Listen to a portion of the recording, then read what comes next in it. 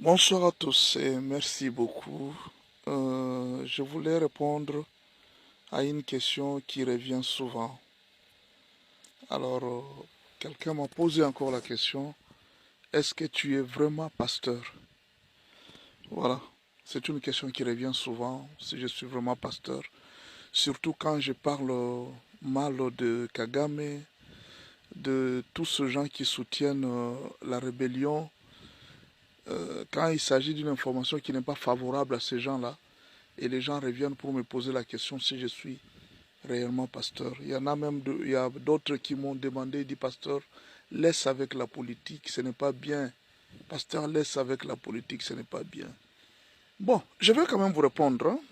Je vous répondrai toujours parce que tant que vous me posez des questions, vous avez droit à votre réponse parce que vous êtes membre de notre chaîne. Alors, je vous réponds par une parabole.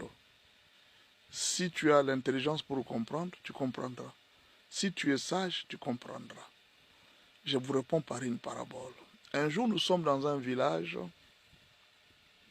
Les gens étaient en train de prier tranquillement et puis les rebelles sont entrés dans le village. Ils étaient armés.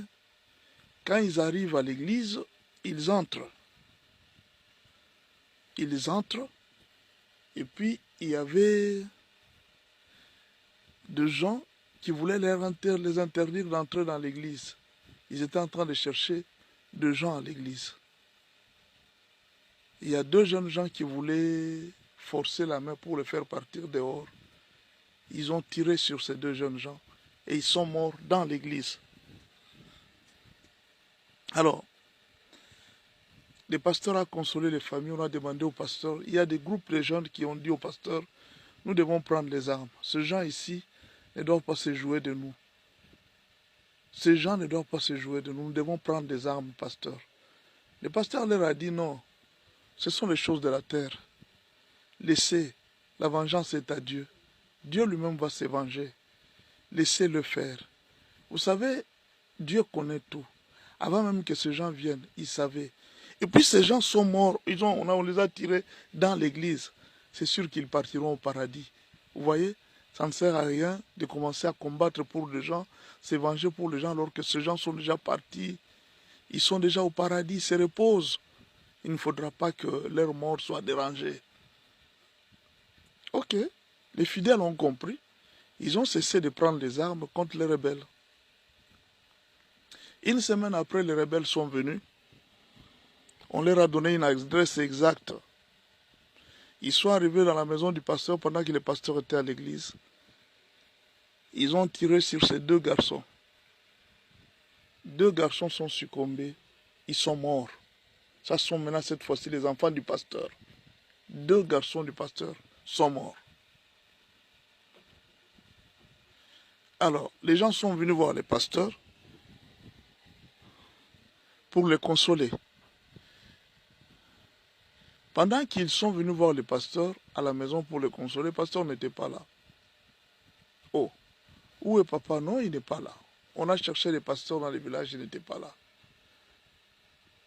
2 jours après, on voit le pasteur venir en main, une arme, et puis il était en tenue militaire. Qu'est-ce qu'il a dit? Il dit, je dois venger mes enfants. Je dois venger mes enfants. Alors les fidèles lui ont dit, mais pasteur, c'est toi qui nous avais dit que ce sont les choses de la terre, laissons seulement, Dieu lui-même va les punir. Il dit, pas question. Ces gens ne doivent pas jouer de nous. Je dois venger mes enfants. Je dois les venger. Ah, les gens ont été surpris. Mais quand les deux sont morts à l'église, le pasteur avait dit de ne pas nous venger, de laisser Dieu lui-même va se venger. Pourquoi cette fois-ci le pasteur se décide de venger ses enfants? Et moi je vous pose la question. Et vous, si vous étiez pasteur, qu'alliez-vous faire? Vous apprenez que les rebelles viennent de tuer 2 de vos enfants. Qu'alliez-vous faire? Vous savez cette question de l'Est, je m'en vais maintenant vous répondre. Cette question de l'Est ici, mes frères, c'est parce que vous n'avez jamais perdu un membre de famille, vous n'avez jamais perdu une sœur, c'est pourquoi vous parlez. Peut-être vous ne savez pas. Il y a des gens qui étaient en train de prier à l'Est. Ils étaient dans des églises. Au moment où je vous parle, ces gens ne prient plus. Même le goût de prière est terminé. Comment vous allez prier alors que les balles sont en train de crépiter par-ci par-là? Comment vous allez prier alors que tout le village est en train de se déplacer? Allez, on ne sait où. Parfois, je ne comprends pas les Congolais. Les gens pensent que quand les gens meurent à l'Est là, ce n'est pas leur frère. Il faudra peut-être qu'un Kassaïen meure pour que tu acceptes que c'est ton frère. Il faudra peut-être qu'un Mouloubakat meure pour que tu acceptes que c'est ton frère. Il faut peut-être qu'un Katangé puisse tomber pour que tu croies que c'est ton frère. Tant que ce sont des Kivussiens qui meurent, ce n'est pas ton problème à toi. Non, ce sont nos frères qui meurent. Ce sont des Congolais qui sont tués. Mes frères, si vous n'avez pas l'amour pour les Congos et pour les Congolais, comme vos propres enfants, vos propres frères, à ce moment-là, vous allez me dire que vous êtes pasteur. Être pasteur, ça veut dire se taire quand on est en train de tuer vos frères. Vous vous taisez. C'est alors que vous devenez un pasteur. Donc quand on est en train de tuer les gens là, vous ne pouvez rien dire. Non, nous ne faisons pas la politique. Nous sommes en train de parler pour nos frères qui sont tués. Nous ne faisons pas la politique. Si nous voulons faire la politique, nous allons nous abonner dans un parti politique. Nous allons nous battre pour avoir des postes. Mais nous sommes en train de parler pour défendre nos fils. On ne peut pas se taire. Albert Einstein avait dit ceci.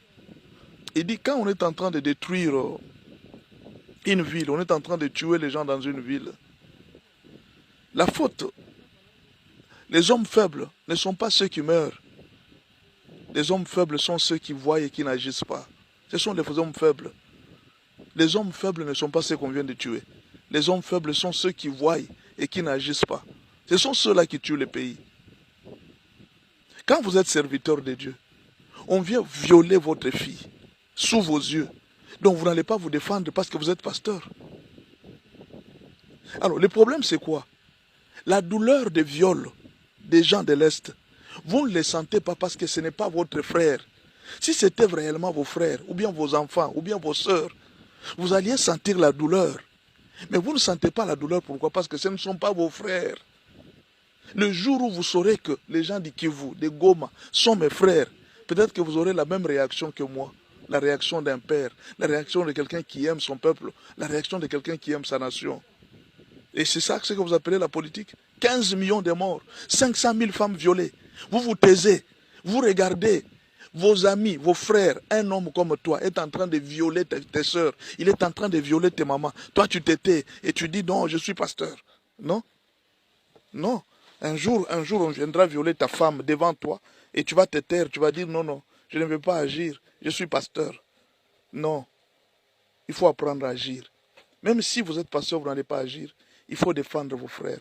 La légitime défense est une loi qui est connue même par la Bible. Nous devons agir pour nos frères. Nous ne devons pas nous taire quand on est en train de tuer nos propres frères. Nous ne devons pas nous taire. Et si vous allez me haïr pour dire que je suis faux pasteur, il n'y a pas de problème. J'accepte, mais au moins, je pourrais dire à Dieu que je les faisais pour les frères qu'on avait tués. Je devrais défendre mes frères. Les Congolais sont mes frères. Les mamans violées là sont mes mamans à moi. Mais si toi ce n'est pas tes mamans, c'est pourquoi ça ne te dit rien. C'est pourquoi tu es là, bon, tu vas prier, continue à prier. Ce n'est pas grave. Nous allons parler. Nous allons parler jusqu'à la fin. Parce que ce sont nos frères.